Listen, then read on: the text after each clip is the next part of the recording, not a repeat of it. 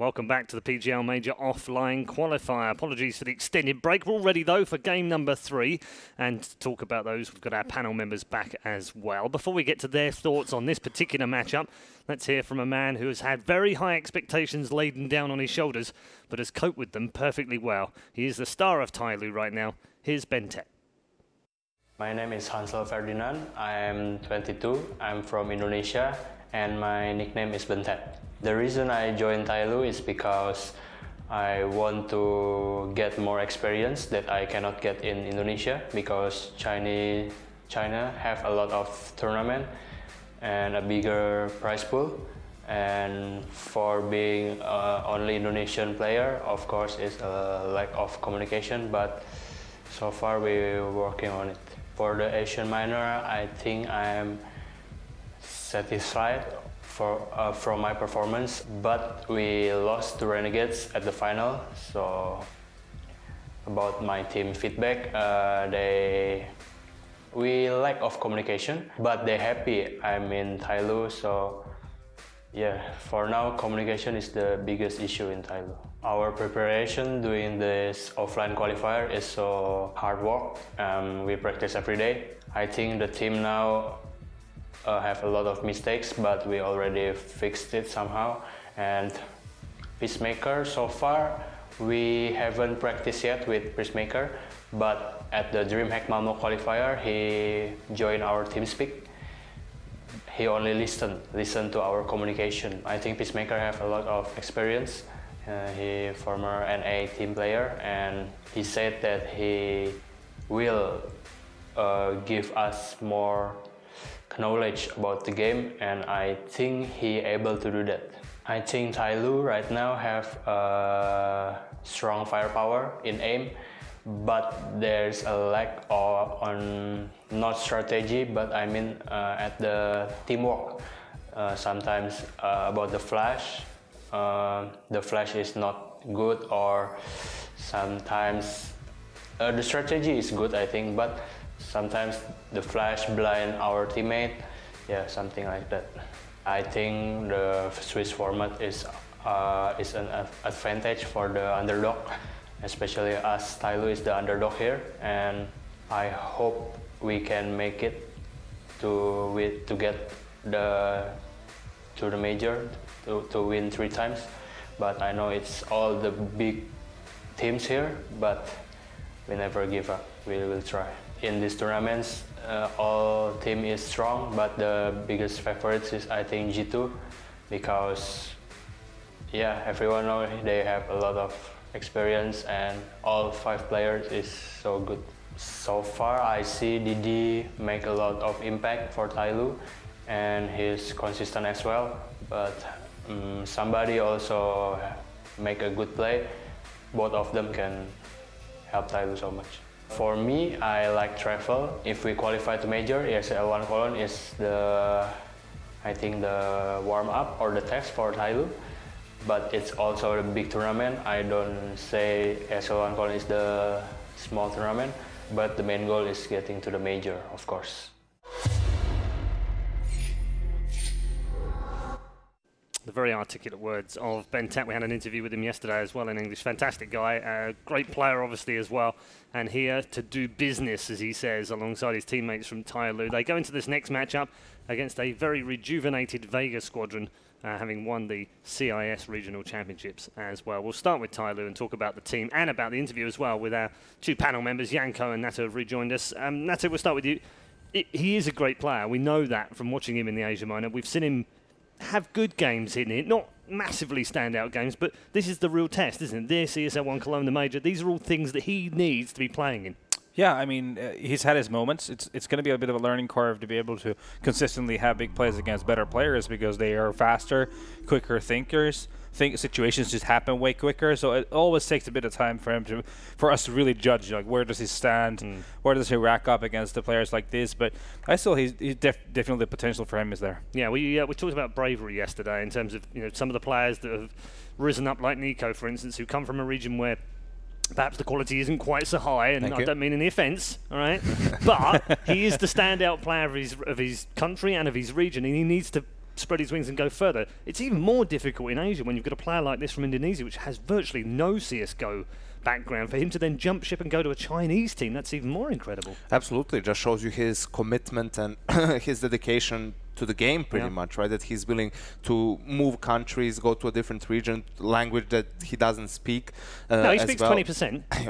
in Chinese, that's like, I don't think it's enough. But yeah, obviously tells you a great story of him and what he's willing to do to achieve success in CSGO. What do you make of the team so far? Because it's a relatively new experiment, this, for them. They've not done this before either. They've always stuck with the Chinese team only. And they had I don't want to go into the politics, but there was a big shuffle earlier on in the year where all sorts of nuclear missiles went off inside the team. Flash gaming and so they've had to come out of that and reform. I think they've improved. Finally, they've had a couple of changes. You know, who are we going to pick up and so on. Now it seems like they have a stable roster finally, and despite the communication and the language barrier, it does seem that he fit in within the team pretty well. For them, as usual, the biggest problem is how often do they get to play against the Western scene, right? Because no matter how many tournaments you have in your own region, even if it's with some of the teams from other countries like Thailand or South Korea and so forth, the level is, and the style of CS is not even close to what we see here in the Western scene. And sure, sometimes that can work in your advantage because you can be unpredictable, you go for a different play style, but in other things, you know, the Western teams have so much routine, they've gone through so many scenarios that they are much better at adapting and reading the game. We talk about strategy, Natu, when it comes to Asian teams. Sometimes they lack it, sometimes they don't have any. Bentet made the point in that interview that they have strategy. He thinks it's quite good, but actually the problem is the way that they work together, teamwork. He mentioned that they flash each other enough. I guess that's more teamwork related, isn't it? Yeah, I mean, I talked with Peacemaker a little bit yesterday, and he pointed out that the big reason for them, for the lack of further development in the last year, has been the fact that they don't always really understand the reasoning behind why do they lose certain situations and what kind of happens. Or they might be able to make openings in defaults, but then don't really understand what are we supposed to do in this mid-run situation when they have like a 5-on-3 advantage or a 5-on-4 or 4-on-3, whatever a special situation occurs. They don't necessarily always have it in the back of their heads of what should we do, what is the logical movement from this point on out. And also the CT sides, apparently, they have a very simplistic style of approaching, and you send 3A and 2B and basically play ball, let the individuals do the playing. And sometimes we can definitely see that not everything is always so logical from our point of view, whereas on the European soil, teams always kind of try to play off of how the opponents would play. They define the way they approach defending A-bombs that are going to be aggressive or passive depending on the economic situation, all that kind of little niche details that come into play. So those are the kind of things that they need to be learning, and they don't necessarily only learn them by coming to Europe. They need someone to point that out to them, as well. Which is where Peacemaker fits in. It is an interesting clash between the two regions as well. CIS going up against Asia. Their opponents in this particular game, a Vega squadron, didn't start off great, but have since come good. But they've had one shining example of some great form in their form of JR. His AWPing has been fantastic. He gave us his thoughts and aspirations heading into the qualifier. Hello, I'm JR, I'm captain of Team Vega Squadron. Мы, когда ездили на минор, мы не ставили себе цель выиграть его. Мы в первую очередь хотели просто хорошо и достойно выступить. И не было ожидания, что мы его выиграем. Но когда выиграли, мы проделали много работы над этим, чтобы хорошо выступить. Она нас окупилась. Как команда мы стали более сплоченные друг к другу. Нам организация полностью помогает нам как финансово, так и нас поддерживает, делает нам и буткемпы. То есть организация в полной мере нам обеспечивает все для комфортной игры. С нашей стороны остается только играть и добиваться цели. На этом буткемпе ребята играли вчетвером, так как у меня не получилось к ним присоединиться, поэтому мы больше... Этот менее продуктивный буткемп был, чем прошлый, и мы на нем фокусировались только на своей игре. Мы всегда стараемся максимально улучшить свою игру, потому что на данном левеле мы еще не готовы подстраиваться под соперника. Система довольно неплохая для более слабых оппонентов, соперников или просто команд, потому что у нее есть возможность вычеркнуть две карты, которые они точно не будут играть, и одну какую-то дополнительную. То есть можно сфокусироваться на более меньшем пуле. и за счет этого выиграть более сильных соперников, за счет неожиданности. Это Моуспорт, как по мне. Они сейчас довольно неплохую форму набрали. HR также сильную, то есть сильную форму набрали. G2, без сомнения, очень в хорошей форме сейчас. И судя даже по последним результатам Клоуда, ну, здесь очень много сильных соперников. Я не могу выделить очень сильных таких фаворитов, но 5-6 команд, я думаю, намного выше сейчас по уровню, чем остальные.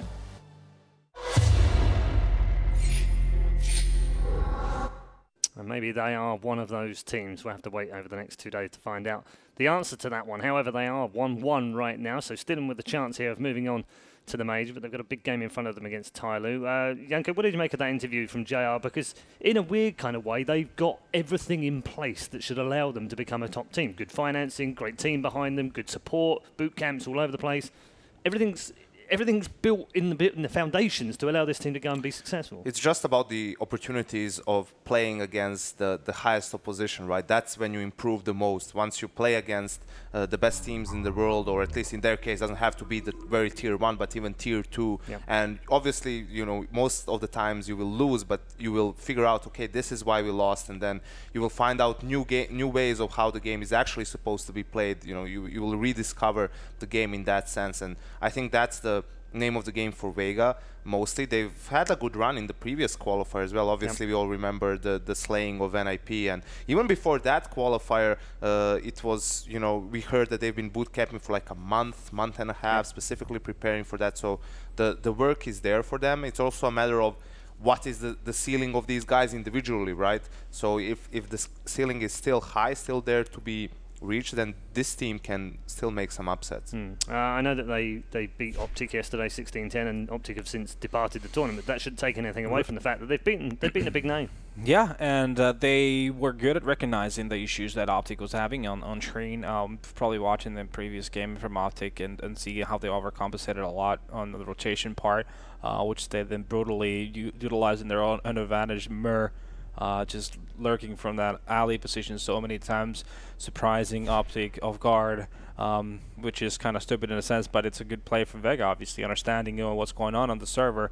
In the first game from Vega, though, like their T side was kind of disjointed, but then again improved on Train, so it might be, you know, map for map. There's a lot of variance in the sense of how well they are capable of playing together, basically. So yeah, good to see now which map do we end up on. And again, we haven't seen them play on Cash recently since, well, I haven't seen them play Cash since NIP game.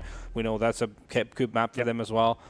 Train has proven to be a capable map for them as well. So interested to see what they have in store for us here. Yeah, indeed. In terms of their results so far, Janka, they've played one from each region, which is weird how it's worked out, but they've had one from North America, one from the CIS region, and now an Asian team. Do you think that makes any difference to them? I see a weird pattern here, Paul. Whichever team you ask, they seem to be most comfortable against NA teams. You heard it against Penta.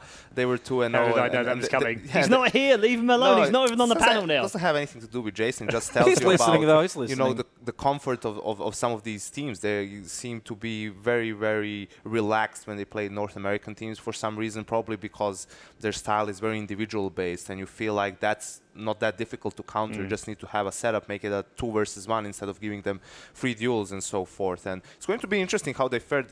In theory, this is a great matchup for them, considering some of the other ones that they could have gotten in this round. So TyLoo, yes, a bit unpredictable, but then again, so is Vega. Yep. Let's take a look at the unpredictable map vetoes as well. I wonder where this one's going to go. And Natsu's already made some assumptions that it might go towards Cash, but no. Instead, we head to Inferno. This is another of those why situations. Yeah, we're all sitting here going, because well, hold on. You could hear JR in the interview. He was saying this system is better for like underdogs, less prepared teams, because you can just 2 maps, you don't have to play them at all and veto them. And as far as I know, besides Cobble, which is their permaban for Vega, this is their second least played map. Yeah, they've only played it 3 times in the last 3 months, and they've only won once on it as well. They're just not an Inferno team. That was against Stangri. It was. Listen, Janko, they've played it so much. They've practiced it, they've wrecked everyone in practice, and now it's time to take the rabbit out of the hat. TyLoo, on the other hand, statistically, it's their best map right now.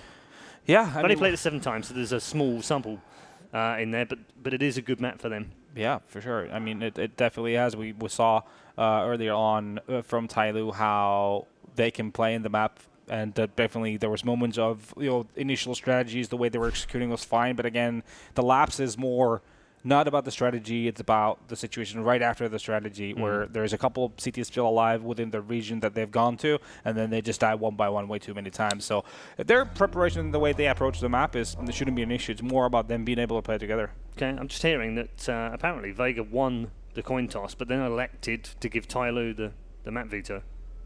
Why would you do that? To give them first pick or second pick? To give them first pick. Yeah. Well, that in turn, most teams go for that because that allows you to pick between the two last maps, right? And some teams actually do prefer to go for that. I don't know. I feel like they vetoed Mirage, which is maybe you would expect it to go for that over Inferno for Vega, but perhaps that performance against Hellraisers and that 0 rounds on T side historically been good on that map. Does it have to do with the sides though? Like who gets to choose which side? Can do. Okay. Whoever wins the toss, whatever he picks, the other team gets to pick the side in the knife. Yeah. I think so anyway. So the team that started the veto, so effectively TyLoo gets to choose. Okay. Just like on the T side, I mean, on Inferno, it's one of those maps which is very economy and momentum based, right? When we see big T side halves, it's usually when teams win pistol, then the other team force buys, loses the force buy, weak first gun round, 5-0, those types of scenarios. And talking about Mir and his lurking style and his lurking prowess, Inferno is a map where you can do a lot of work. I mean, from the times before, the Get Right, notorious for what he could do, even when people knew he was coming. So a map where he can have a lot of impact. Yeah, I don't know if we'll see any of those backstabbing shotguns, but it would be fun to see if you're out there. Get right, shout out to you, buddy. It is time for our third match, and it is our final match with our current caster pairing. So do enjoy this one as we head into TyLoo versus Vega with Henry G and Sadakist. Thank you. Yes, it is our last one of the day. Which means I am going to go on an unbelievable bender for the rest of the afternoon in the 40-degree heat. Sounds lovely. No, it doesn't. Inferno. Yes. My favorite map. It's arrived. Yes. Yeah, we haven't got to cast that much this tournament. So it's going to be TyLoo versus Vega Squadron. Two of the dark horses, I would say, in terms of fragging ability available to them, especially TyLoo. They've looked nuts. The addition of Bentet as well. He looks pretty stunning. Not so much this tournament. He's had good performances, but not like kind of out of this world. An Indonesian pickup for the Chinese team. Interested in seeing how that pans out for them. But Vega Squadron, they've had some interesting results. They've got some big hitters in that team as well. JR, Mia, and Cassandra at times as well. I think they've got some great players, so they could cause some damage going forward in this tournament as well. I'm excited to see how this one pans out. I couldn't tell you who's going to win. If I had to give you an answer, I'd probably say TyLoo, but we'll find out shortly. This is going to be a good one. I feel this could be one of the best games of the day, just because of how exciting and unpredictable it could possibly be. Here we go then. TyLoo side on the CT side. Of course, Vega Squadron on the T side. Superman purchase for JR. He's got the Tech 9 armor. HE grenade, no smokes. That's very strange on Inferno. You normally need smoke to even access one of the bomb sites. A site towards library, B site, CT spawn. So they haven't got anything to work with in that respect. JR aggressive, the captain. We saw his little interview. It'll be being captain. Gonna try and take over Banana. Somebody's tagged down to 13.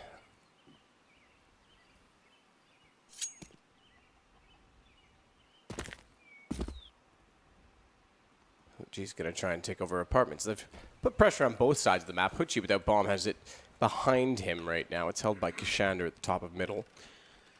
It is indeed. Actually at the end of the apartments here. Like I said, no smokes or flashbangs. It'd be very difficult for them to actually get onto a bomb site. They have done considerable damage towards somebody.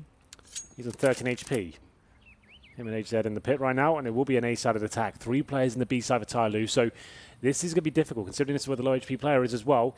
Very good chance for Vega Squadron to actually do something with this. Somebody solo gets caught in transition. HZ good position on the balcony, able to drop down and get away from further damage, but can't land any better shots. So JR takes him down with the Tech 9. Chopper has decent position. His stance inside of the library, only that of a Glock to work with, but it's forward enough that he'll intercept and be able to slow down the retake position. Careful not to shoot your teammate, and then unfortunately goes down. But information called. Spotted Mo at least. I don't think he would have seen Bentet, but they should expect them to be together. Everyone's facing this direction. Good shot, JR. Done. Vega's going to take the win. Quite a nice pistol, all things considered. Like I said, didn't have a smoke to work with there. Very slowly got the apartment's control. once they pick that up, and after the information they've taken somebody down to low HP as well. Just getting out quad, going together, trading the frags required, and unfortunately for TyLoo, they had 3 players stacked in B. Probably had to be a bit more assertive there, maybe with the 3 players at the B site. Try and get some intel there, go a bit aggressive, just to spot out if there's anything coming. The slow rotation really let them down. We go into the second round here. Full force buy from TyLoo, not saving any money at all. Even for the AWPer, of course, Captain Mo. So, we'll see whether he can get rolling in this game. He's got the Deagle armor smoke grenade. And a nice shot from Hutchie. Somebody just rushes towards the Romeo position and gets taken down there. Simple headshot. Somebody's done the work for him. Didn't actually have to work for that at all. That's a really strange decision there, all things considered. Most teams will be holding up in this default formation. Tapping away on a Tech 9.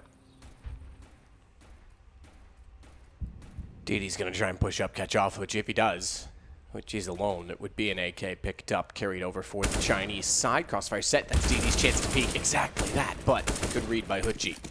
Bait and switch was a bit obvious with the second player backing off the stairwell, HZ as it were. Gets found by Mir. Set, good position in the corner, but traded back. So they are doing economic damage, but unfortunately they won't take the round if you want to look at it that way. Silver lining, they'll force a reinvestment. 2 AKs picked up. 1 held, 1 grabbed. 2-0 for Vega Squadron, decent round, although TyLoo gifted them that kill at the very start. Didn't have to work too hard for it. They did give a couple of kills away. That's about it. We'll see nothing purchased at all here from TyLoo. Full eco for them as we enter round number 3.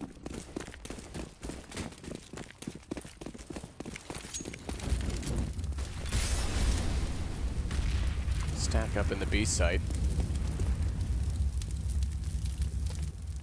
Only one not directly in the site itself is somebody. He's toward the tree, and they'll back 1 player, HZ, toward the chapel. It's not ruins anymore, Henry. It's actually under construction. I wonder if on the next iteration of the map it'll be completed. Possibly. It'll be like ruined, saved, built, believe. Well, if you're into the faith, you would go there to believe. It's a chapel after all. JR, ooh, DD. Careful, my friend. JR's got all the information that they need. 2 players spotted. Do they continue to go? Absolutely not. Bomb goes back down. In fact, all the way around the bottom of the mids. Shander takes Shade's head. And they'll get this round quite comfortably. Smart play to let JR go in with the Tech 9 and find everything out.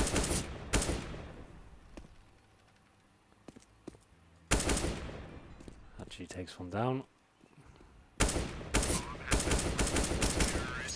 Shander finishes things off. Quite a smooth round overall for Vega Squadron. Round number 4 coming in. Should be enough to buy here. Certainly when I have the AWP. Not a huge deal in Inferno. It's not required. Certainly helps out on the CT side. Not so much on the T side here. Vega Squadron, another successful round for them as previous. Giving 4 players alive. No kits available for TyLoo here. No incendiaries either. Somebody even out of smoke. Same story for DD as well. So not going to be the cleanest of rounds for them. It's going to be a bit of a slog. We'll see if they can step up here. Might have to work a bit harder for the frag at the start of the round. Considering they have no kits, can't really defend a full execution. What's the setup there? Pretty standard so far. 3 players on the A site, 2 towards B. And a default hold for now. We do have a boost from HZ towards the quad position. Actually gets himself on the ledge. That's a nice position just to hold towards that boiler room position while his teammates sit beneath him and watch the apartments.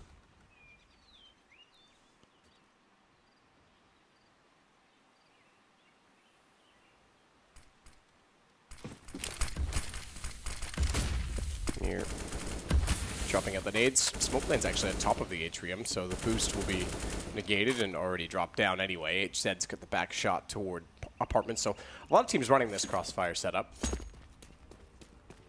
you want to call it a crossfire, it's more of a trade potential setup. That's all the smoke's gone for TyLoo now, at the 1 minute mark as well. That's a bit of a nightmare on the CT side. They fall back to more passive hold. Flashbangs coming in, mid control obtained by Vega Squadron. No one dropping any frags just yet. Can TyLoo hold this off? They have got 3 players on the A side.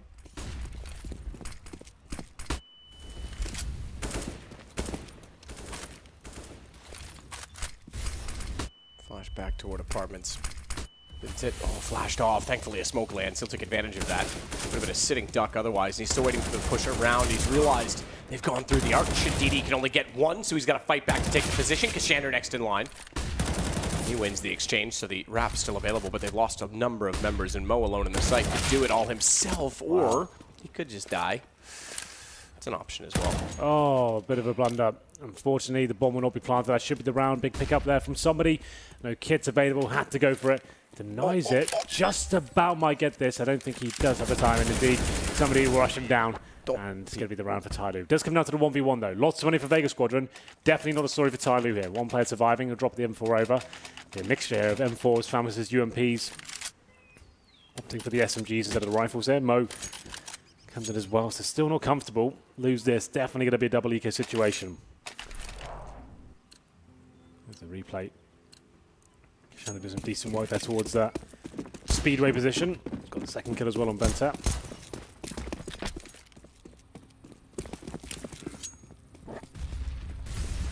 Well, Vega Squadron 3-1 over TyLoo in a 1-1 match. And TyLoo is the outside pick. Vega were very slow to start into this tournament as well, so be a big win for them. Huchi running up toward the apartments with somebody in HZ setting a crossfire not only on the railing of the balcony, but down below in pit. So somebody will play off of his teammate, or they'll just jump in, kill him, and drop down at the same time. Huchi, good kill. HZ only gets one back, and then Mir and Kashander open things up. This is looking like Vega's got the claws into this game. Yeah, very much so. That's great. Simple execution towards the A side of the map, finding the first few kills. Flashbangs, jumping at the apartments, and the CTs overwhelmed once again. Couldn't really hold them off whatsoever. One kill picked up in total. That's not going to be enough. Even though they save these two weapons, not going to really mean too much for them. DD's towards the library. And we do have Mo as well, who's in the bedroom position in this second middle. But JR might just find him here. I think that's quite likely, all things considered. Even if we get one kill from Mo, doesn't really mean too much. I guess he gets $600, but surely he'll be punished now. He's down to 19 HP. And somehow Mo... Okay, does not survive. I was about to say, that's kind of nuts. He's still alive at that point. DD last player there. And like you said, it's like a double eco situation now for the CTs. Big round for Vega Squadron to pick up. And this might be a pause. I'm not sure. Yep, the pause does come in. This presumably is for TyLoo. The pause is at this point, like, what are you even discussing? You're not going to be buying into this round. You've got a single rifle and 2k on each player. It's a double eco situation, sure, but I don't know. I don't think you force into this at all. I think you just hold up and take it on the chin. The thing is, even if they eco this one, right, and they go to the next round, they're going to have $1,900 map on top of their 2k. So you still can't get AWPs, still can't get defuse kits. Yeah, can't even get the full utility. So I guess at this point, it's just working out. Do we just buy nothing at all, hope for the best, and buy next round, or do double eco again? Tough situation to be in on the CT side, especially of a map that does rely quite heavily on utility. Oh yeah, probably the most. Like in terms of playing like that B site. That's why we sent 3 players there at the start, to just save a smoke on that side of the map, and then you've still got 2 more. It's very utility dependent, and this is not looking very good at all for TyLoo. Horrible start. That's sometimes be the worst thing. Winning that first gunner, just one player surviving after they've had the 3-0 clean rounds. Such a horrible way to begin the map. Vega Squadron, though, not missing a beat, looking very good.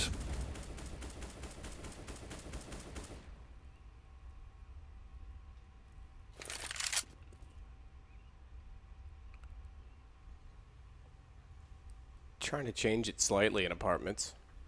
Somebody gets back in the corner. DD's got the M4. Potentially bait off of him. No one to watch Arch, though, so DD also is tasked with watching over toward Library.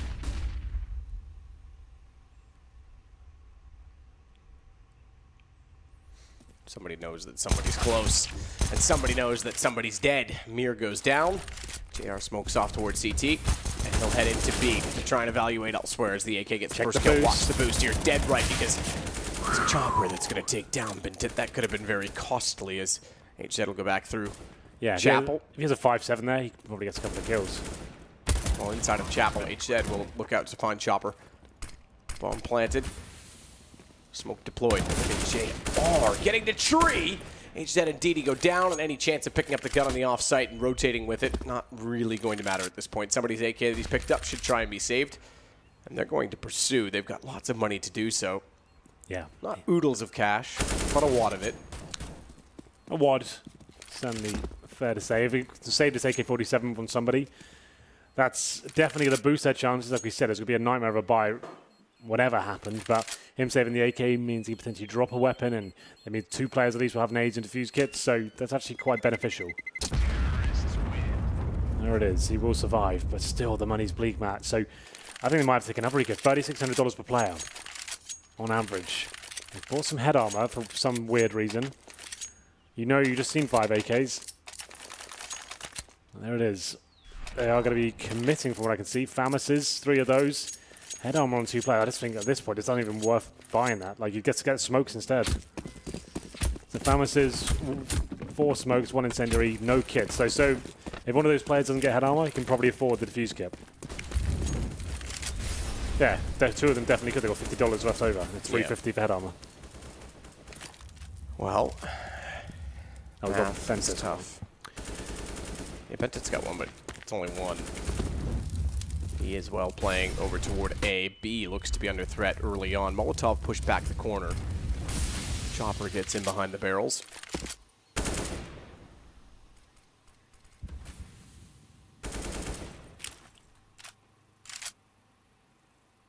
Execution all the way, all day on B. Now the question is, do they deploy the utility before which the lurk is applied on A?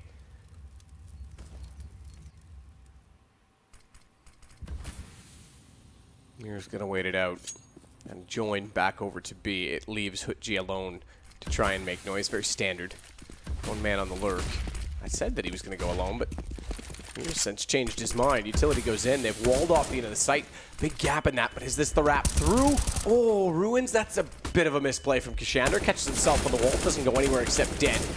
DD finds the kill onto him. Hutji tries to sell the fake, but they are actually just going to go, well, not even sure where they're going to go. Hesitation. As the bomb goes back toward A, and then the kill comes in from Chopper. They'll call to go back in that direction, but no utility down for DD. A clean sight, clean shot. Better from JR. Threw the bomb and then reacted to the fact that he was in the open. Bintet goes aggressive, but bomb planted. Watch the HP factor. 34 JR, 4 Hutji, 21 Chopper. Yeah, this great position with that low HP from Hutji. Smoked it off as well, buying himself some time. Chopper in towards the Ruins position. So this is looking successful, actually. I think the CTs are just giving in. Are they just saving? Oh, you hate to see that. Like, it was looking promising. And then JR, he's playing out of his mind right now, Matt. Like, he only gets 1 kill, right? But that 1 is CT spawn as he chucks over the bomb. That's lightning fast. Wins the round. It's gutting for TyLoo so far. 3rd stage loss bonus after this one, after fully investing. Once again, 3 Famises. A saved AK will go into the next round. Bintek gets 2 kills, but unfortunately cannot win the round there. It's going to be 6-1 on the T side of Inferno. Vega Squadron came to play today, it seems. They've shown us they've got an array of high-skilled players, like people that can definitely wield these AK-47s very effectively. And we go into round number 8 here. Oh, money's just in the bin once again for TyLoo. Saving 2 weapons, but can't keep forcing into rounds. Have to just take these, and Bintet has been kind of heralded as the savior of the Asian scene. He seems like he's amazing, right? Like, he's going to be going nuts in this tournament. He's had some decent performances, but nothing to really write home about. He gets the AK-47 into round number 8. They've got a saved M4 as well. Some upgraded pistols, that's about it. Looking likely to be another Vega Squadron round, but you never know. Maybe they need to bring something else to the table here. An aggressive play towards Banana, perhaps. We'll see.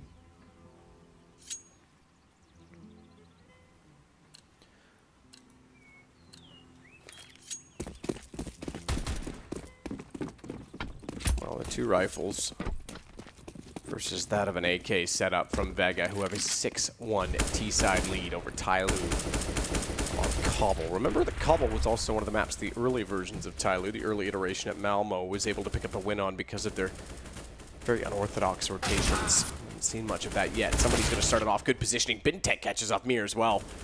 There we go. An opening that they need. Chopper will try and capitalize on the fact that they're going to reposition and work his way up the apartments, but best of luck to you, Chopper. I hope you're an attack helicopter. I hope you have missiles. Heat-seeking. And that Arnold's already on board. I know he's been trying to get there, but I don't know if he ever did. They're not going to check that? Okay. That's pretty. All right, then. Fair. Henry's not pleased. Don't even bother about that one. At least they got the trade off of it, but not good enough. They completely shut them down. TyLoo finally with a convincing CT-sided round. Oh, well, that's a little bit disappointing from Vega Squadron. That could have been their chance to really run away with this game there. 2 weapons finds TyLoo their second round. Managing to use the M4 and the AK-47 effectively. Again, to round number 9 here. It's going to be the AWP coming off of Captain Mo the first time. Certainly one of the best AWPers in the region. We'll see if he can step up here. And it's definitely an AWP-centric map. Inferno, you can move around a lot on the CT side towards Banana. That's where we'll be going. Middle, apartments, options to change every single round if you want to. Deploys an incendiary, but doesn't have the chance to go for the straight-up face just yet. You have to fall back as we go into another default here. But he wants to fight by the looks of things. Right off a shot. Look how much damage he takes for the pleasure of that. 32 health now. That stifles him as an AWPer. Can't be as aggressive now. More damage, more problems.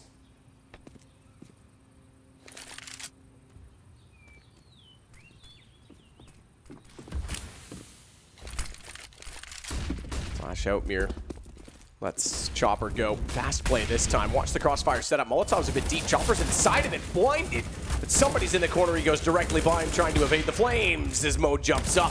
Can't be aggressive, but he does still find a kill as JR gets one back. Oh, this could be more than one.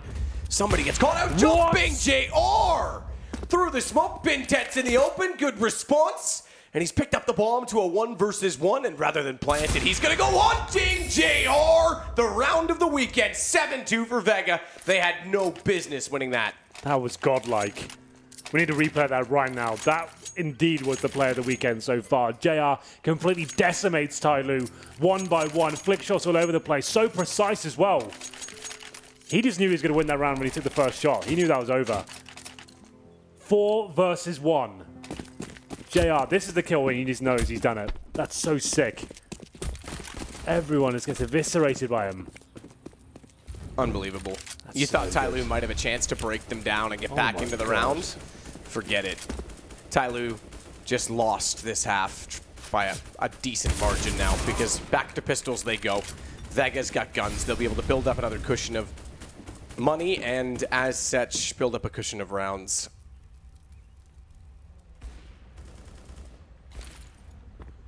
Well then, let's take a breather, shall we? No time for Hutchie though. He gets taken down on the CZs by himself. No refrag there. A little bit of a shame. They do get the AK-47, but he spotted 2 players there. I'm calling to go B if I'm the player right now. And that's exactly what's going to be happening. Chopper makes his way in. And how does DD get that frag? Fully blind, of course. And surely not losing to pistols after that sick round from JR. That is just nasty. Nasty as well that he goes for the last kill rather than try and plant with the AWP up close. Mir. This round will get somebody. JR's got another kill on the board. BenTet, though, comes back through the smoke at the right time, catches them off. They thought they could walk in. He's able to spray down 2 on the AK Sloppy. And it gets TyLoo back into it because, again, they had just pistols in that round. Yeah, Vega don't want to win this game, it seems. 1 by 1 towards the apartments, right to the end there. No real need for that whatsoever. Such a tight choke point on the map. And then Didi, to be fair, that was kind of sick from him, fully blind. I guess he did hear the footsteps coming. But there's no reason to give that kill away at the start. Like, after JR's done all that hard work, why have you done that? They're down to the eco now. A few more twists and turns in this game, it seems. Deagles, Tech-9s, UMPs. Going for the B execute from what I can see so far. All 5 players at the bottom of Banana. Mo, yet to really see anything from him. Let's see if he can... Oh, there's a chance of a wallbang if he went for it, but... Flashed off.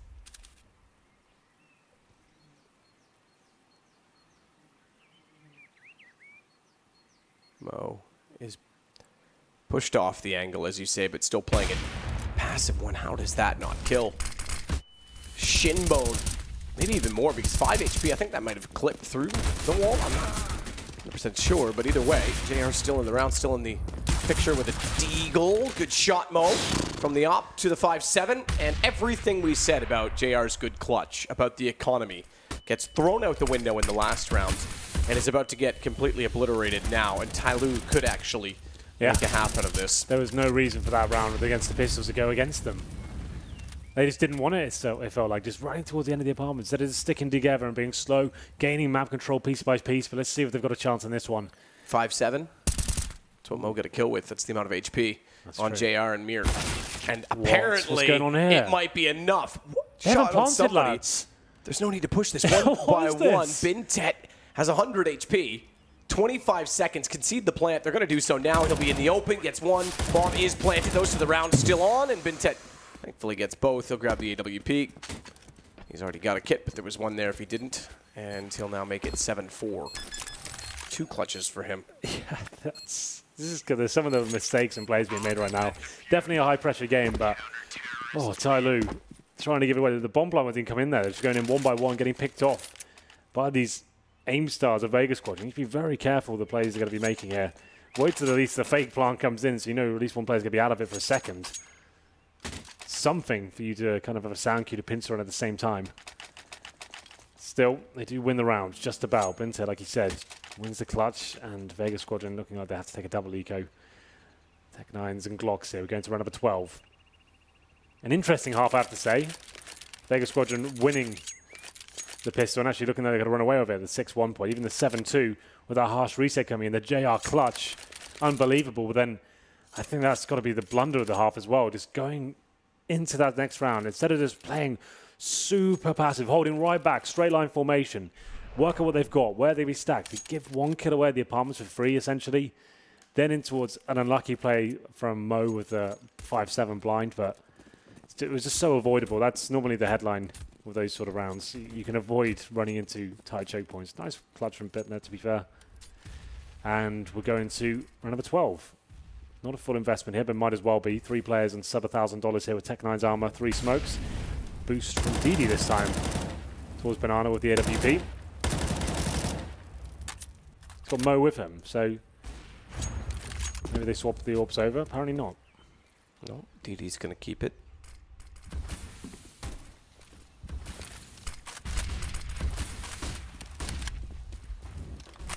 Mo is going to continue to try and push back in with that M4 instead. Smoke down. Cubby. Oh, they didn't check this last time when somebody was in the corner. Who? Yeah, I know you, Twitch chat. I know what you're up to. Mo, they know what he's up to, and the flash bounces off him, favors him, and he gets 2 kills out of it. He should have gone down much sooner. It's all on Amir. He's done well with the Tech 9, but not well enough, as it's TyLoo now back within 2 rounds, believe it or not. Wow. 3 rounds in a row for TyLoo, looking like they've got right back into this game. That was the partial buy from Vega Squadron, but as I said, they did invest a bit too much for my liking. If I'm honest with you, now they have 3 players on Deagles. They are going to be forcing into this round. 2 AKs, 3 Deagles. Hutchie saves himself $1,200. This is just a mishmash buy, if anything. This is a bit of a mess for them. They have 4 saves lost bonus next round, which is $2,900, so enough for a buy next round at least, but still, this doesn't look promising for them. Shanda, though, up arch already. He's completely undetected. This could be a nightmare. Yep. The fact he's in library right now, guaranteed kill here. Yep. Nothing somebody can do about this. Wrecked. He's going to wait. There's not going to get anything more from this. I mean, if he wants a knife, what's the point? Just kill him. Gets him close enough to the doorway, though, that he can pop out and catch off Bintet, so that works out. He's able to take down HZ, backside of the pit. Both players, I guess all 3, if you want to include somebody on the A site, are gone. That timing, though, you don't see that every day, Matt. Someone getting in towards Arch, completely undetected, making their way towards Library. And he said he couldn't get much more than 1 kill, but the fact he got so close to him bought him like an extra second just to get out of the Library before the communication can even come in, right? And we know there's communication issues on this team. Bintet, he is not a Chinese native. He's actually from Indonesia, so he knows like a little bit of the language, but like not enough. So if there is ever that kind of input lag, that second delay when he's got to think about what's being said, it's like frags like that can happen all the time. Like there was in this instant response, it went looking towards Library. He probably had no idea, to be fair, the Library player, as to where he got killed from. He's like, what the hell? Have you been wallbanged? Yeah, it takes a minute to register when you're not expecting it. Yeah, this can be the scariest moments in Counter-Strike. That's when you jump out your chair. You have no idea that's a possibility. Wow. I play on an exercise ball. Yeah? Yeah. It's good for my back. I bet it is. I could do it, put your back into it. No, you can do it, put your back into it. That's right. Sorry. Oh, round number 14, and TyLoo give a round away there as a mishmash buy from Vega Squadron. They have won the half here on the T7 Inferno. Not the cleanest of decision-making processes, but still, they've got themselves the lead. Thanks to that JR clutch, that was a helping hand. Or still for DD. UMPs out in spades with the TyLoo side. A couple of kids, 3 smokes remaining. DD has to work hard with his frag now, edging towards Banana. Wants to try and open the map up, but nothing on the other side. This is like Vega Squadron want to go quite quickly towards the A side of the map. You can see TyLoo deep in the site, not really challenging middle whatsoever. Smokes coming in though, towards the arch side. They're pushing Banana, the CTs, that's what they have to do here. At least get some intel and leave one player there, take a bit of a risk as the AWP rotates back in. HZ to the inside of the box. Crossfire set with Mo, good headshot on the JR, punishes the body, but Nick was there first. Tries to respond to find off Hutchie, but Chopper was always there to take him if Hutchie couldn't do it himself. Thankfully he could. It leaves him in a 2 versus 2. Bomb's going to be planted. DD smoked off. Can't find a way back into the site just yet as he'll wait for somebody to go to apartments. It looks like he's actually going to rotate around top middle as well and take over from quad. So up close range. Hence the pistol to check the corners first. He'll be expecting pit. And yet he's positioned himself. Oh, I think he wants a rifle. I think there may have been one down behind the body, but he didn't see it. He better off to stay with the op. The DD starts it. Hutchie spotted. They can converge onto him and quite successfully take him down. We'll go 8-6. Just about. Defuse will come in. A little bit dicey there towards the end, but they managed to pull it off. The 2v2 retake goes in favor of TyLoo there. Vega Squadron, probably a bit gutted to that one, all things considered, but it's the last round now. They've still got enough to buy. It's around number 15. TyLoo, definitely giving us a game. They have lost the CT half, but I guess the map's still in its infancy, and it doesn't really matter. Like, you can give them the same treatment in return. It's not like Vega Squadron are known to be a fantastic CT-sided team and going to be blowing them out of the water. They're great with the AKs and great with the looser style play. Some big clutches coming in as well. Last round will be important though. 9-6 has a lot more implications than 8-7. More default on the T side at the moment. Straight line formation. Or still in the hands of DD, surprisingly enough, but here we go.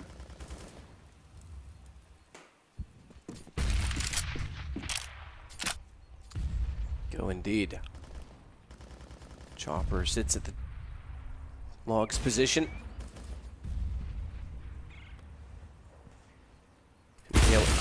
He alone, I was going to say, is going to start to evaluate Banana, but we'll have a problem in the fact that there's 2 at the top. It's DD that goes down. No response from Mo. Now there is. You happy with that one, Hank? It's fine for now. Equal exchange. You're never happy, Hank. It's not you, it's me.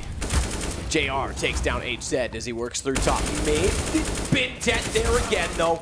Can't respond fast enough to the fact Hutchie's behind him, but somebody taking out JR negates all of the problems and the fact that now he's now alone. Hutchie to plant the bomb and try and hold off 2 players. Somebody's not careless to walk in before his teammate gets close in library. Trying to hold the angle through the smoke. Somebody's got it perfect. Yeah, well, there it is. They do get the 7th round. I have to say that neither of these teams looking like major quality right now. It's not really exciting me in terms of the counter-strike that's being presented. Sure, Vega Squadron had some heavy-hitting players and some big clutches, but generally winning rounds with the mistakes being made by TyLoo. Same story the other way around, really, as well. But we have had some entertaining rounds, I'll give you that, and we'll see whether the second half can deliver here.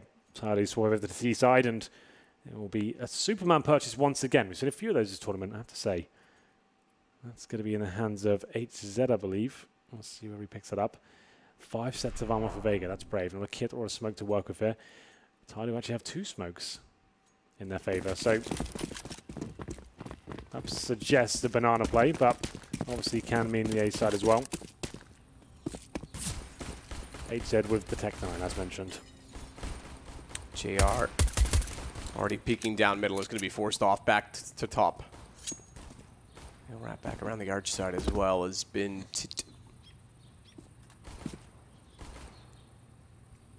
work his way inside a boiler.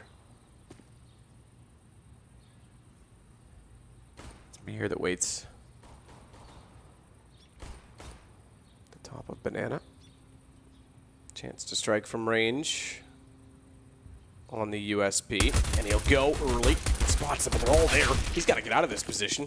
Can't do it. Tries to get kills. Can't find those either. Damage done to HZ, but See if it's enough as TyLoo work their way in. Smoke lands in front of the caskets, but it's a little bit late. Hutchie finds a shot on Mo first. Knows that somebody's pushed through, but can't do anything of it. The Tech-9, as you mentioned, finds the kill. HZ, same weapon.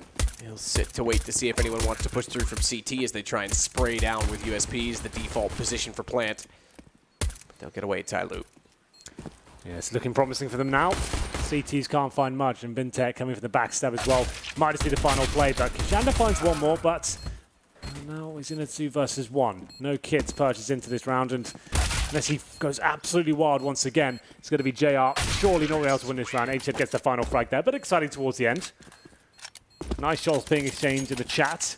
JR certainly has been impressive in terms of individual skill, I have to say. And it will be TyLoo indeed picking up the pistol round there with the final Tech-9 frag. Scout purchased by JR. What's he got up his sleeve? I'm believing right now. I believe in everything he does. Well, if he does it with a scout as well, Henry, I'll jump on board that bandwagon. Okay. I will happily start to believe. Going to second mid. Here we go. Very aggressive. Somebody's already surpassed that position, though, which could be problematic for JR because if he overstays rather his welcome, anyone walking out from T-stairs back to middle will be able to spot him. Hence why he's got a teammate waiting to peek down that position. Fortunately for him, the opportunity never presents itself. It's back over towards B instead. Chopper forced out of the sight, so too is Mir. His vision unclear. Gets a decent position. Bintech goes down, but HZ is there. Find the response as Mo gets Chopper. Should be round done. HZ's not confident because no one's watching off toward Ruins for him, but having tapped the bomb, they find 2 kills. It certainly is concluded at this point. Bomb has been planted. Well, the force buy and the scout hype subsides.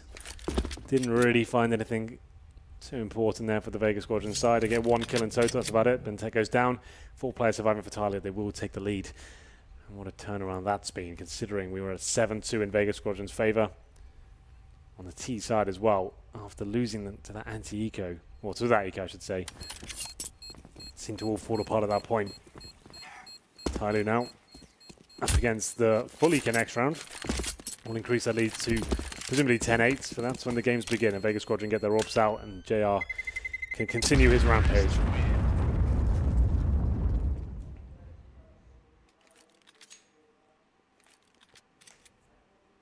A rampage indeed, but hold the phone, Hank. So, HE grenades purchased. Vega Squadron, 3 of those. You can just run down middle with the HE grenades and try and find the first pick. You can use them towards Banana as well. Wants to play JR, Mir, and Chopper with the grenades, and I think they're towards B. So this could actually work out. 3 grenades go in. It's pretty good damage, but not enough to find a frag, really. Considering they've got default pistols, I don't think much more will be done. Okay, DD, he's got other ideas. He goes down to the hands of Hutchie and CZ. The only upgraded pistol they had available. Well, justified then, I suppose, but yeah, best situation so far from TyLoo.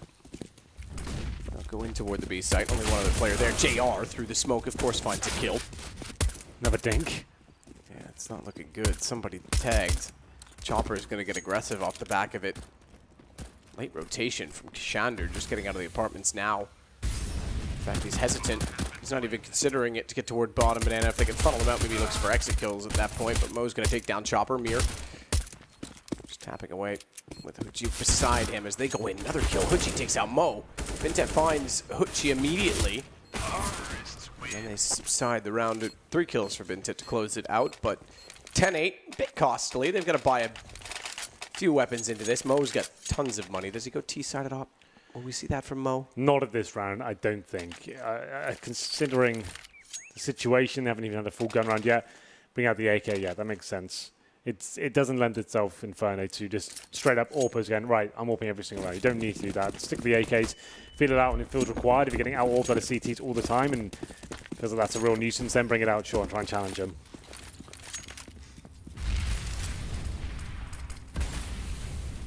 HZ at the bottom of mid.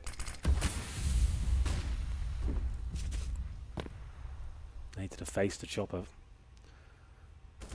A lot of damage for an HE grenade. Gee, with that nade could be massive as it goes into somebody. Didn't actually do as much damage as I thought. I would have expected him to be having a 5 in the front the two numbers in his HP.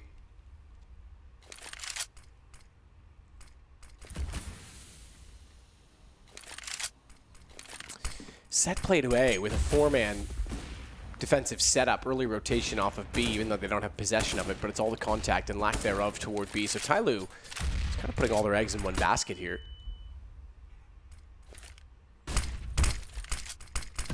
Smoke to Arch from HZ, thrown light and low. Should have been spotted, so they know top mid for sure has company. HZ though with a flash around, gets close, good shot JR. Goes back inside of the site. Pucci gets somebody, Kashander stepped up, Vega Squadron looking impenetrable on the A site. This 4-man rotation, this 4-man setup, there's nothing TyLoo can do of it. And Chopper even gets in on the mix coming over from B. Yeah, pretty decent round there from Vega Squadron generally. 5 players surviving. TyLoo very slow, trying to fill out the map, wait for any CT aggression to come in. Didn't really happen for them though.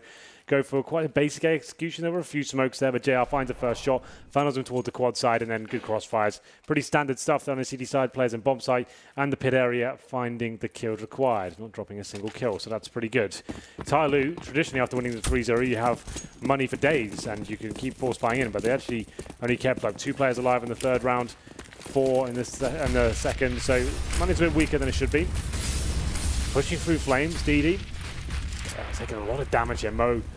And they said down about half health each. Another good HE grenade. That's going to cause a lot of damage. Teams can fall back. And they will. They'll go for the boost as well. So last time it was all in toward top middle to try and push back Vega Squadron. This time it's all into Banana.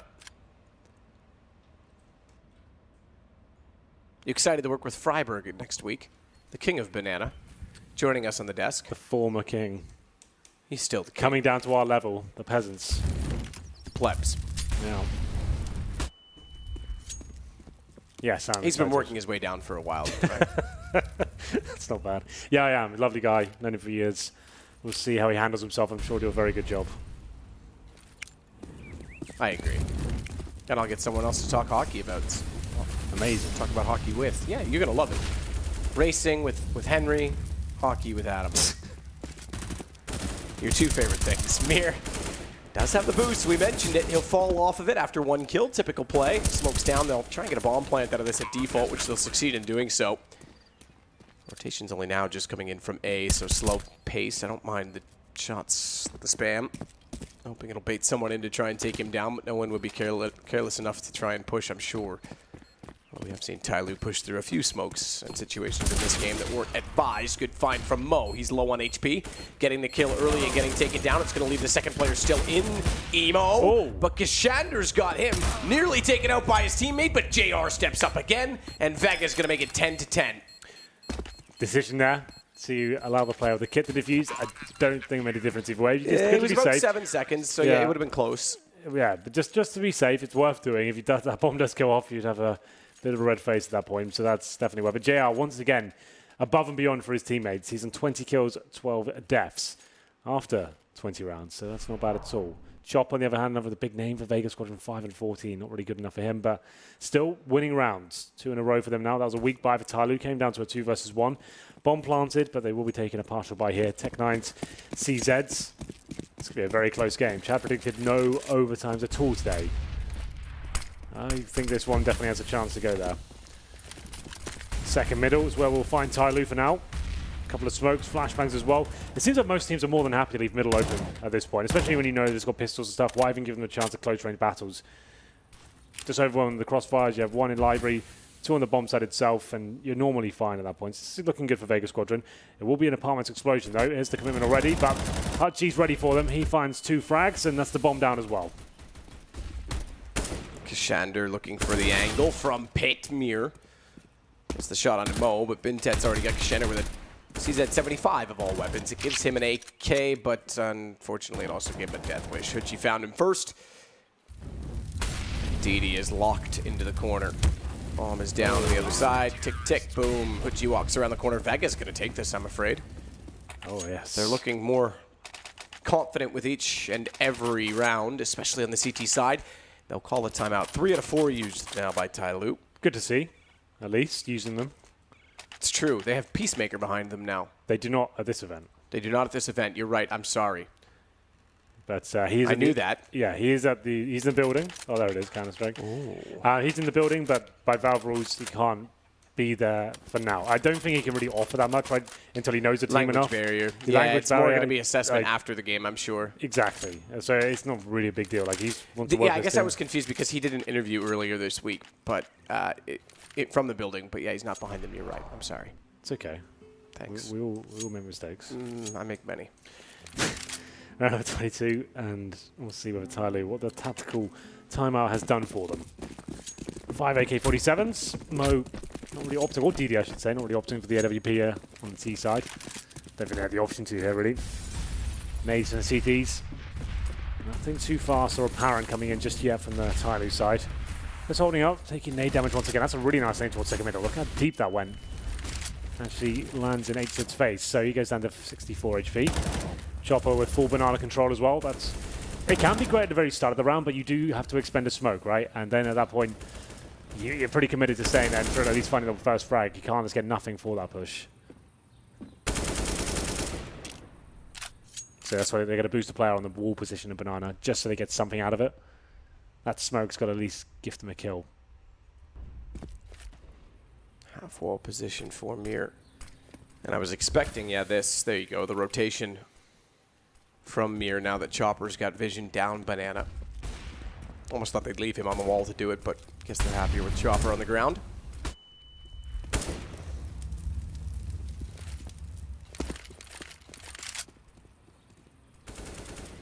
Somebody starts to work back toward banana. Chopper will be the one that waits, sees the jump, and somebody still hits the shot. You would have expected the jumping player to land and be gone, but well done from him. Clearly got the aim right in the air, recognized the coordination, and hit the shot immediately. Good effect from Mir through the smoke, though. That's going to take the back. Shader does the same. Both down inside of smoke. Bomb gets planted, but now it's a desperate hold in a 3 versus 4. Tough to retake the B site, but they seemingly have been successful so far. Somebody's going to try and get a quick peek. Can't do it. JR again wins with the AWP. Shadow position. Bintet doubles up as he always does, so the stars, the protagonists, both playing a part, but holding the defuse this close with low HP on JR. That is ballsy, and JR makes it work. Not required at all to go for the full defuse. Obviously brings that out of position, but JR low HP. If he misses that shot, which to be fair, he hasn't been doing a lot of today, that round's over, but he nails it, of course. Low HP. JR just lights out right now, and those 2 shots with the smoke as well. As they're going for the retake, I have to say it's a little bit lucky. The second one, not so much. Is seeing the traces coming from the AK-47 through the smoke. The first one seemed it was lucky, I have to say. But that Bentet, I should say, I'm still getting used to that. Can't find the magic just then. Round number 23. 4th save loss bonus and bombs going down. They can still buy here, but JR looking aggressive once more, looking towards second middle. Players walking up to that position. Probably Mo that goes down first. If he does, there it is. Wow. Vega squadron. They shocked the world by beating NIP in the last qualifier. This isn't quite the same. Broke our hearts. Did it though? NIP fans across the world. I think it just broke NIP, period. Yeah. I think everyone's they're like not quite because they weren't as dominant, but it's like Ronda Rousey when she lost to Holly Holm. Just like that one weapon that destroyed her. Turns out she sucked, but beat Ronda Rousey. Yeah. You can see the parallels. I can see where you're going with that. Well, Vega go for a nice boost in behind the smoke. Give themselves a 2-man advantage on the way to a round. We'll put them on 13 with very little money left for TyLoo. Somebody does get one as he gets put back through the smoke, but crossfire is established. Vega's in control. Yeah, and then some. Very confident round there. First pick from JR, of course, pushing down second middle, takes down Mo, falls back. TyLoo go for the full execution towards the yard side as well. That standard smoke, which is supposed to be safe. No one thinks there's any sort of danger of dying from that. The boost behind it, of course, breaking the game. Vega Squadron finding that kill with the silence. And before falling back to the bomb site, TyLoo had no choice but just to flash and commit.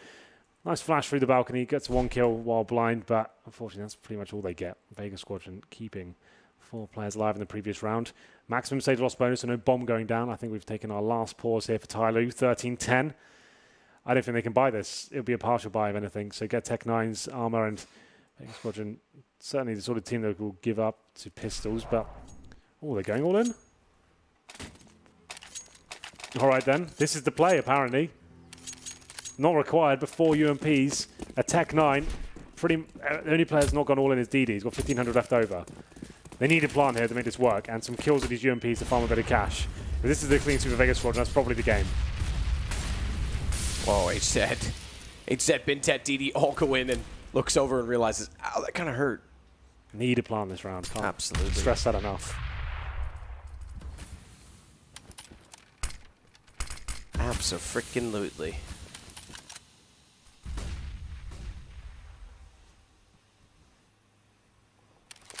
This is such a strange call from TyLoo. Throwing the rulebook out the window. And they have to do a BXQ now. What have they got left? 2 smokes and flashbangs. This is not looking good.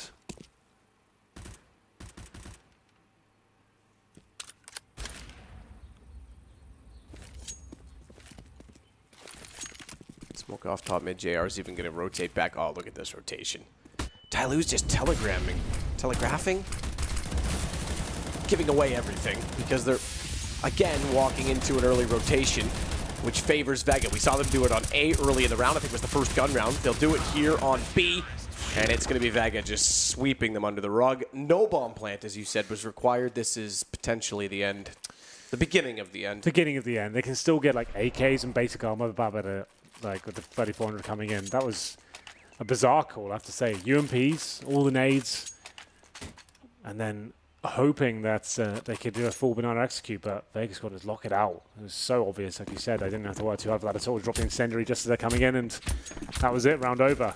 So we do get 5 rifles, 4 AKs and a Galil, but Mo, no grenades. Somebody, no grenades. You get the picture. It's really, really weak buy. JR now, he's got room to move around once again, looking towards second middle. All bangs coming from the CTs, no damage inflicted just yet.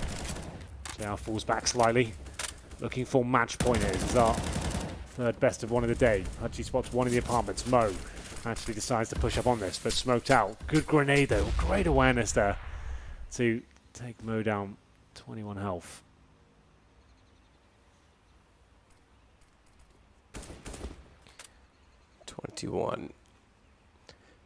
Well, this time... Oh no, Mo. All of the nades. Someone hit him with a flashbang. Right in the face. He's taking damage and he's not even seen anyone. He's down to 69. HZ on to 72. This looks so kind of lost right now, TyLoo. What's the final play here? 2 smokes.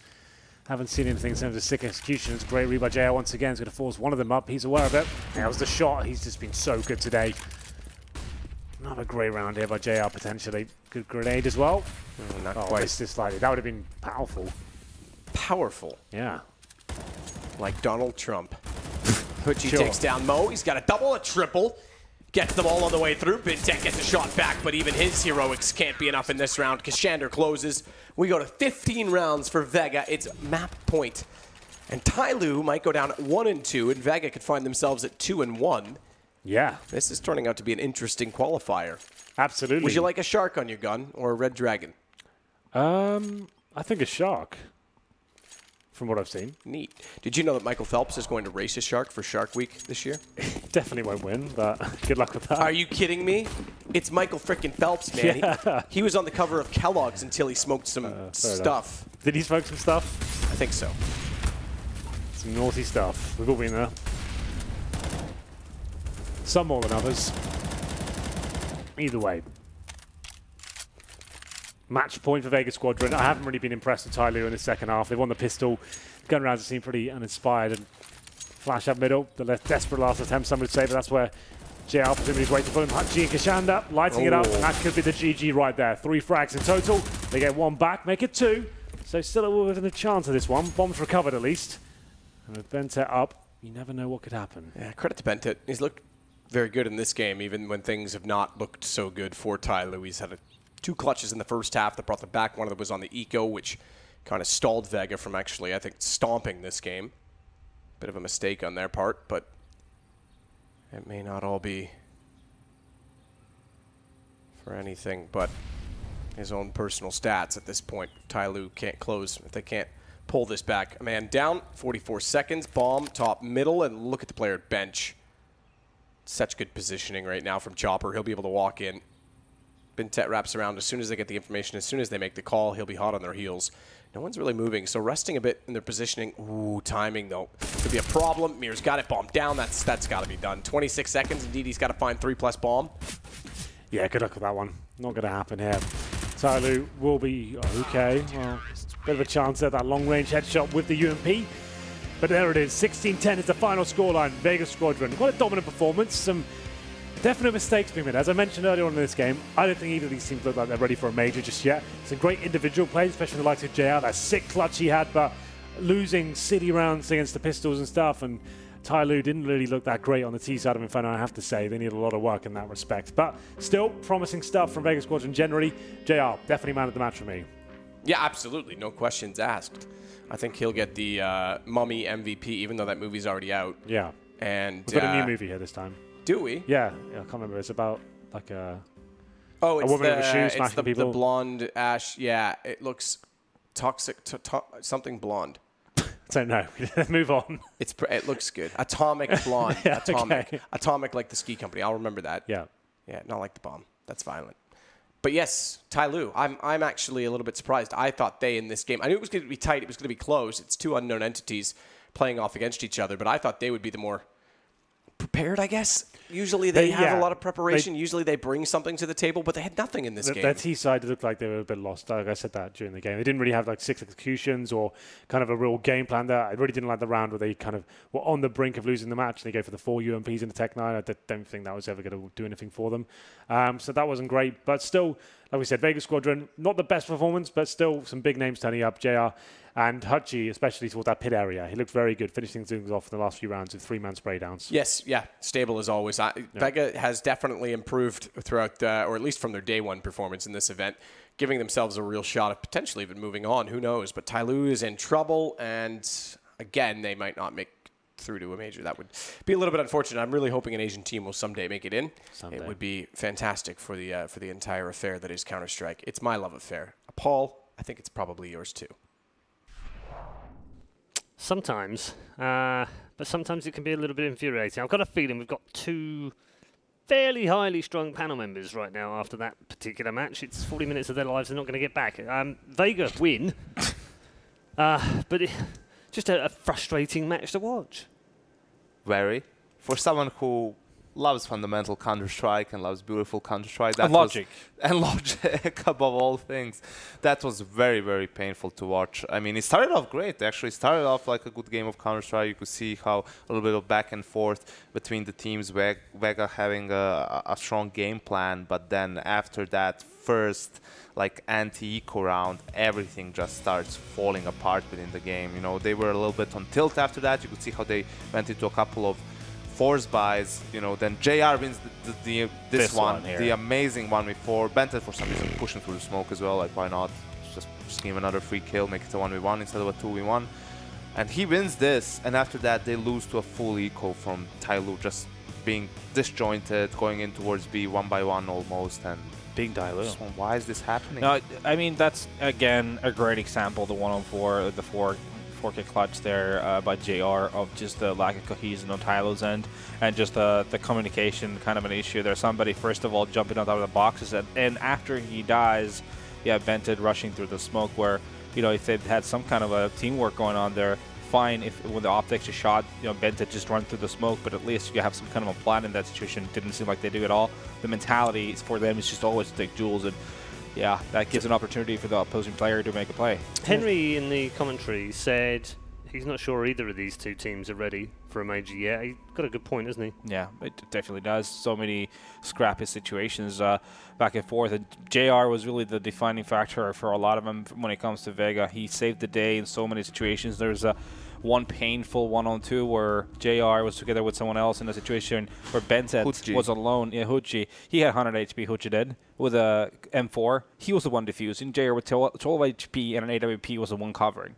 Still, they obviously won it, but obviously, I say obviously, I mean, they happened to win it still, even though no logic applied to that situation at all. He has one shot to hit. If he misses it, the round is over. And Huchi, who was just like, they were running, they knew where Bentet was, and they just stick the defuse straight away. It's like, why is this happening? There's 20 seconds left. Just hold, just like have the upper touch it, look towards CT, you hold towards, ruins. If he peeks, you have the advantage, you can get the kill, and then you just defuse the bomb. This was like it's happening, and you're like, I can see this all going horribly wrong. It's so many small situations like that. TyLoo, second pistol round, somebody, Tech 9 armor, C4 as well, pushes through the smoke in ruins to get that kill. Gets the kill, though. He gets the kill, I mean, but if he doesn't get the kill, he just drops the bomb there, and his team is in a horrible position and drops it behind the smoke. So it's not like someone can just run in and pick it up.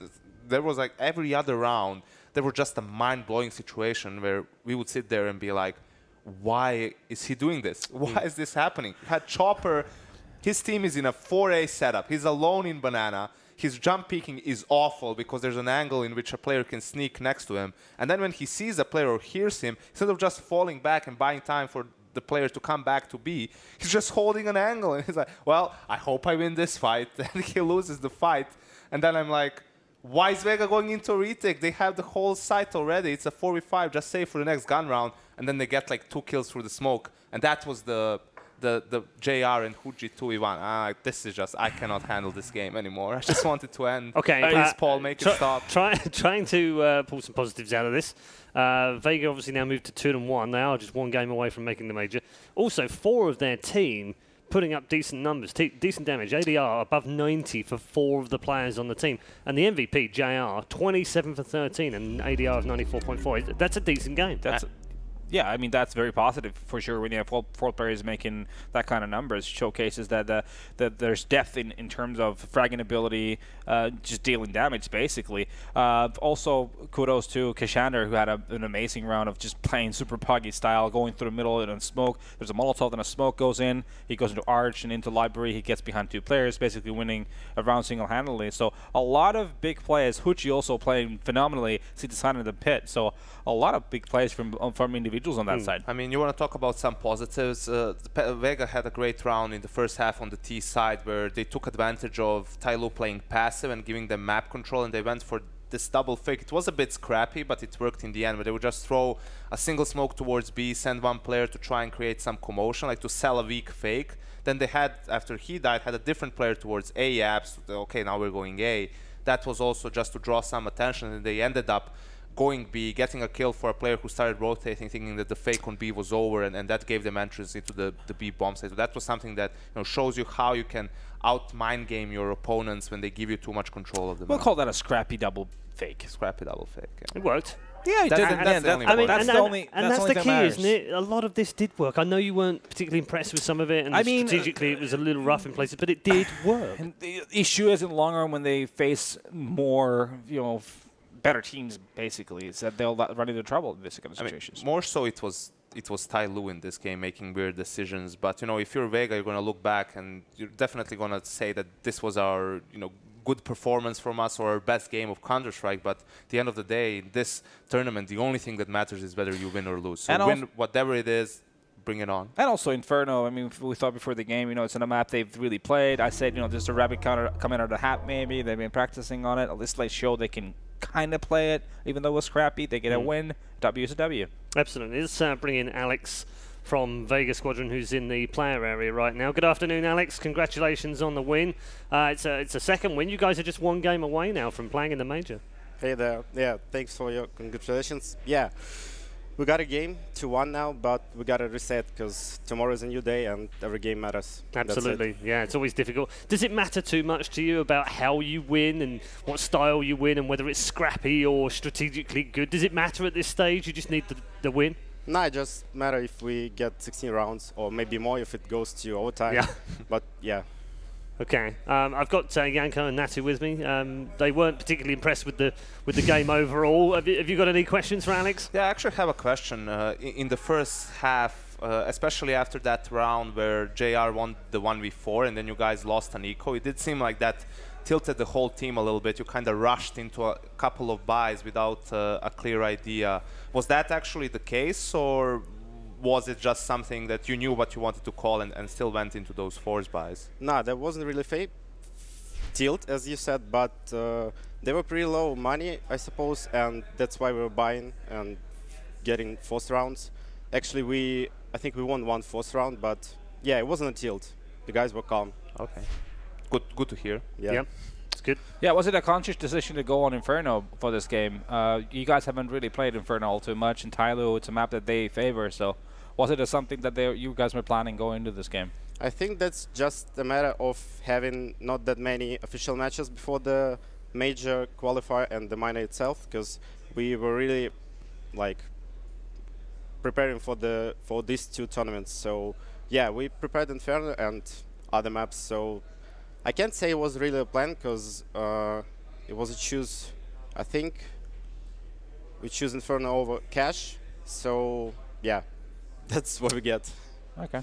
All right. Okay. We're going to let you go, Alex. Thank you for joining us. And once again, congrats to the team and good luck tomorrow. One more win and you're in the major. Thank you, guys. All right.